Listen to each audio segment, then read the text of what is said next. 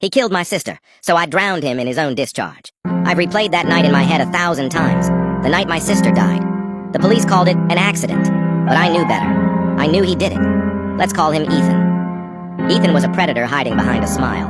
He manipulated her, broke her, and when she finally tried to leave, she never made it home. There were bruises on her arms when they found her, but without enough evidence, they closed the case. I made myself a promise at her funeral. I'll make him pay. For months, I studied him. Where he went, who he spoke to, what he liked, what he couldn't live without. And that's when I discovered his secret. Ethan was obsessive. He documented everything.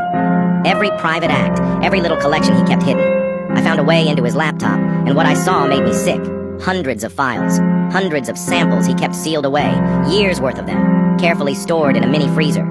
That's when the plan formed. I broke into his house while he was asleep and filled his room with sleeping gas, so I'd be certain he won't wake up. I beat his shit for hours till it filled 8 liters and took the containers home. Weeks later, I invited him over, pretending to forgive him, pretending I wanted to talk things out and let go of the past. He bought it. Of course he did. His ego wouldn't let him believe anyone could hate him enough to outsmart him. I slipped something into his drink, not poison, just something to make him weak, slow, unable to fight back. And when he collapsed, I dragged him to the bathtub I'd already prepared. I filled it with his discharge, then poured in every last drop. When he woke up, groggy and panicked, I whispered in his ear, "You took my sister's last breath. Now I'll take your own." And I held him down. He struggled, but his body gave out fast. It was quiet, almost too quiet. When it was over, I cleaned everything.